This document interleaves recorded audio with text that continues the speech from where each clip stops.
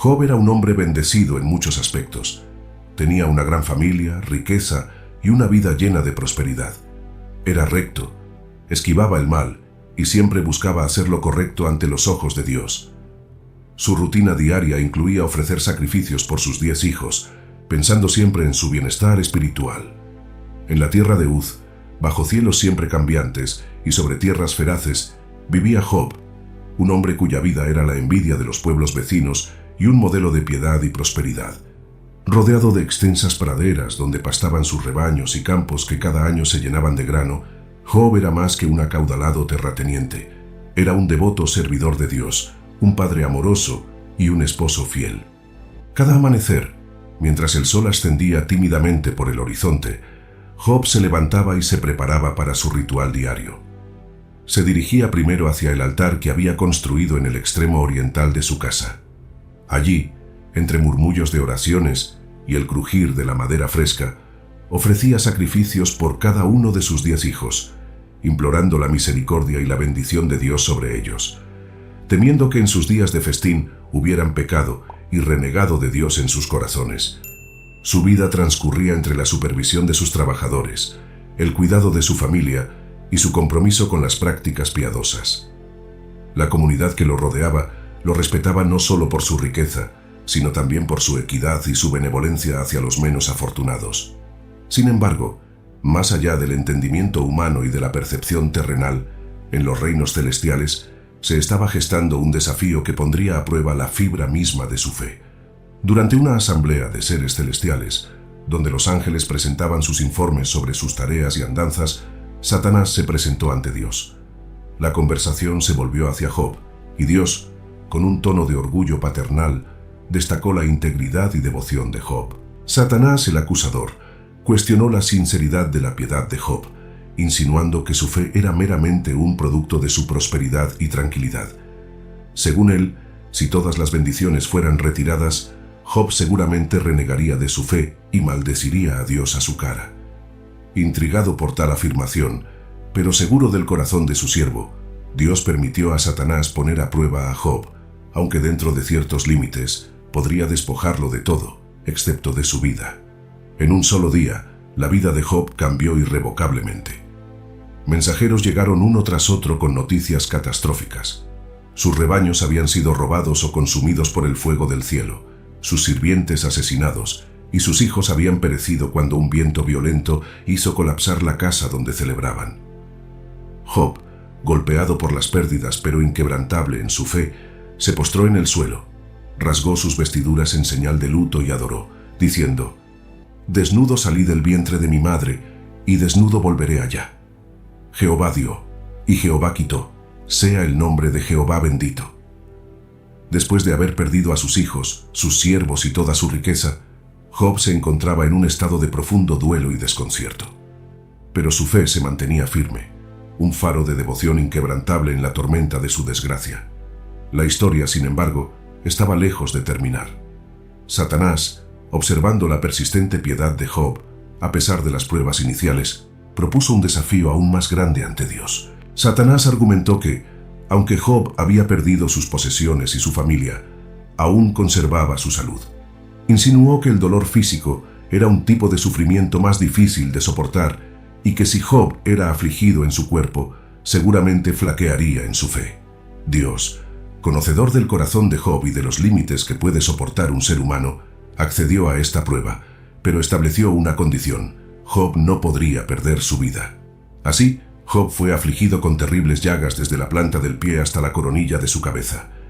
Estas no eran simples dolencias o molestias pasajeras.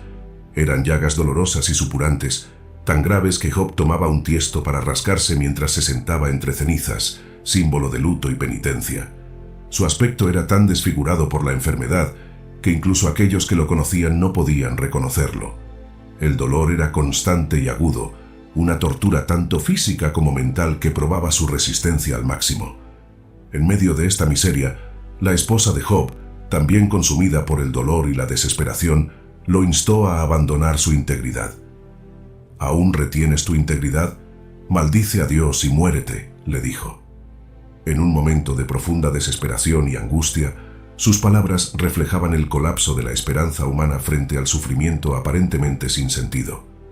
Sin embargo, este consejo revelaba una perspectiva que Job rechazaba vehementemente. Después de soportar la pérdida de su riqueza, sus hijos y su salud, Job enfrenta una prueba adicional, quizá tan dolorosa como las anteriores: el juicio y el cuestionamiento de sus amigos más cercanos.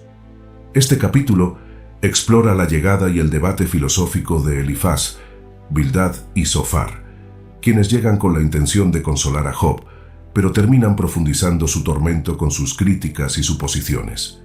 Elifaz de Temán, Bildad de Suaj y Zofar de Naamat, al oír de todas las adversidades que habían caído sobre Job, decidieron venir juntos para ofrecerle consuelo y apoyo.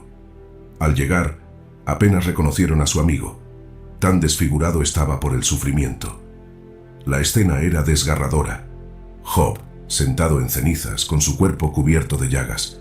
Conmovidos profundamente, rasgaron sus vestidos y esparcieron cenizas sobre sus cabezas en señal de duelo. Durante 7 días y 7 noches, se sentaron junto a él en silencio, respetando su dolor, hasta que Job finalmente rompió el silencio. El debate que siguió fue intenso y revelador, estructurado en varias rondas de diálogos donde cada amigo expresaba su visión sobre el sufrimiento de Job y la naturaleza de la justicia divina. Elifaz habló primero, sugiriendo que el sufrimiento es un castigo por el pecado y que Job debería buscar a Dios para restaurar su fortuna. ¿Acaso el inocente pereció? ¿Dónde han sido destruidos los rectos? Job 4, versículo 7. Preguntó, insinuando que Job debía haber cometido errores para merecer tal castigo. Bildad fue más directo, afirmando que los hijos de Job habían muerto por su propia impiedad y urgía a Job a arrepentirse. Si tus hijos pecaron contra él, él los entregó al poder de su transgresión. Job 8, versículo 4. Zofar, el más vehemente, criticó a Job por quejarse y lo acusó de falta de sabiduría. ¿Sabrás tú las cosas profundas de Dios, o sabrás tú lo perfecto del Todopoderoso? Job 11, versículo 7. Retó instando a Job a reconocer su insignificancia frente a Dios. Job respondió a cada uno de sus amigos, manteniendo su inocencia y expresando su confusión y dolor ante la aparente ausencia de justicia. Afirmó que preferiría morir antes que admitir culpa falsamente. Hasta que muera, no apartaré de mí mi integridad. Job 27, versículos 5. Job desafió la idea de que todo sufrimiento es un castigo por el pecado, presentando su vida como un contraejemplo y lamentando la aparente indiferencia de Dios frente a su miseria. Después de largos debates y dolorosas acusaciones por parte de sus amigos, Job se encontraba en el pico de su angustia y desesperación. Había defendido su integridad, cuestionado la justicia de su sufrimiento y clamado por una audiencia con Dios. Finalmente su deseo fue concedido de una manera sorprendente y sobrecogedora. Dios respondió desde el corazón de un torbellino, iniciando un diálogo que no solo confrontaría las percepciones de Job, sino que también ampliaría su entendimiento del universo y del propio Creador. Mientras Job y sus amigos aún estaban reunidos, el cielo comenzó a oscurecerse y un viento poderoso empezó a soplar, creando un torbellino que se acercaba. De este fenómeno natural, la voz de Dios comenzó a hablar, no para ofrecer las respuestas directas que Job esperaba, sino para cuestionar a Job y mostrarle la inmensidad de su creación y la complejidad de su administración. Dios empezó su respuesta no con reprimendas, sino con una serie de preguntas que desafiaban la comprensión y perspectiva de Job. ¿Dónde estabas tú cuando yo fundaba la tierra? Decláralo si tienes entendimiento. Job 38, versículo 4.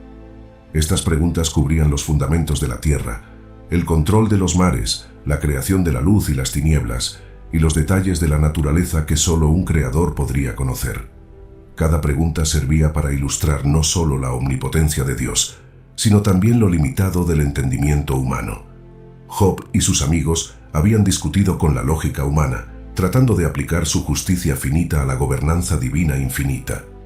Las preguntas de Dios revelaban cuán poco podían realmente entender sobre los caminos y propósitos divinos.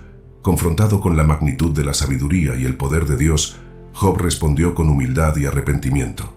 Reconoció su limitación, diciendo: «He aquí que yo soy vil. ¿Qué te responderé? mi mano pongo sobre mi boca. Job 40, versículo 4. Job admitió que había hablado de cosas que no entendía, cosas demasiado maravillosas para él que no conocía. Después de que Job reconoció su lugar y limitaciones, Dios procedió a cuestionar y reprender a los amigos de Job por no haber hablado de él lo que es correcto, como lo había hecho Job. Esto resalta una importante lección. La fidelidad y el respeto a Dios incluyen el reconocer nuestra propia ignorancia frente a sus designios inescrutables.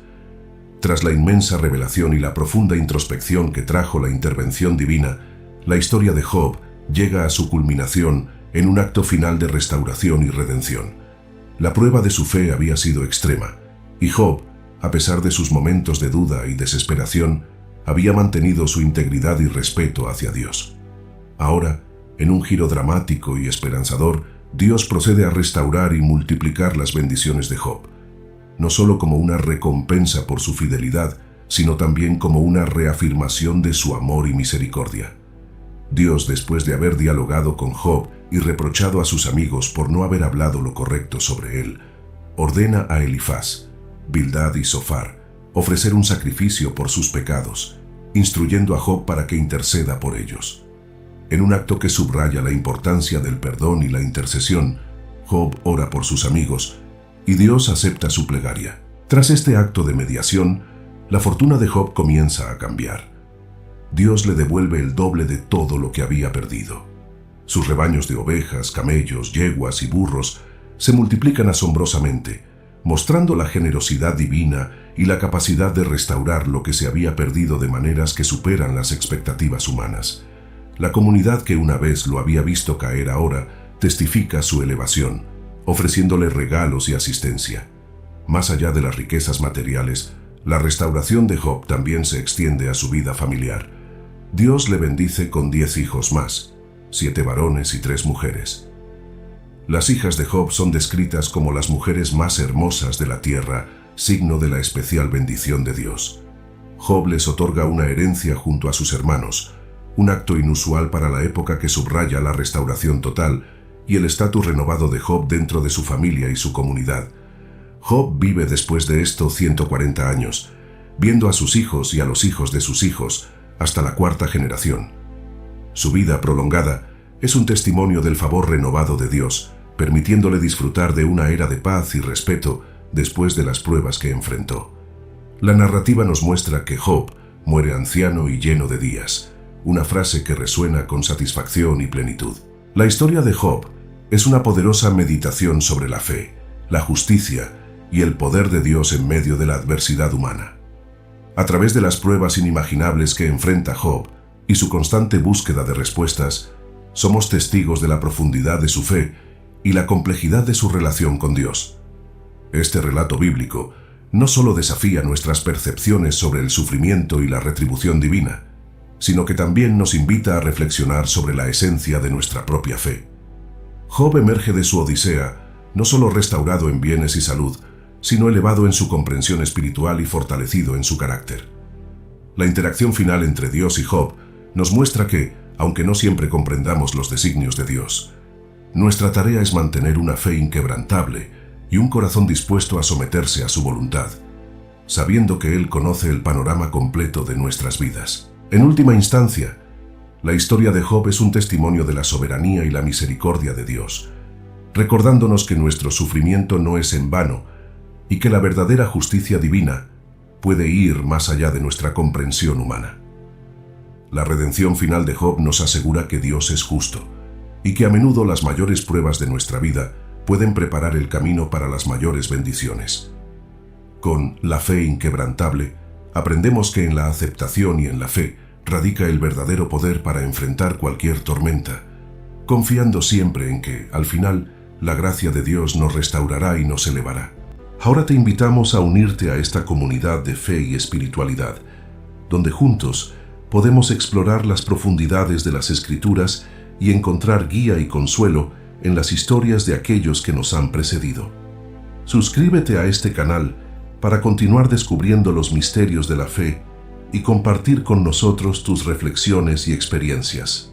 Comenta tus pensamientos y cómo esta historia ha tocado tu vida o tu comprensión de la espiritualidad. Comparte este video con aquellos que, como tú, buscan en las historias de fe antiguas luces para el camino moderno.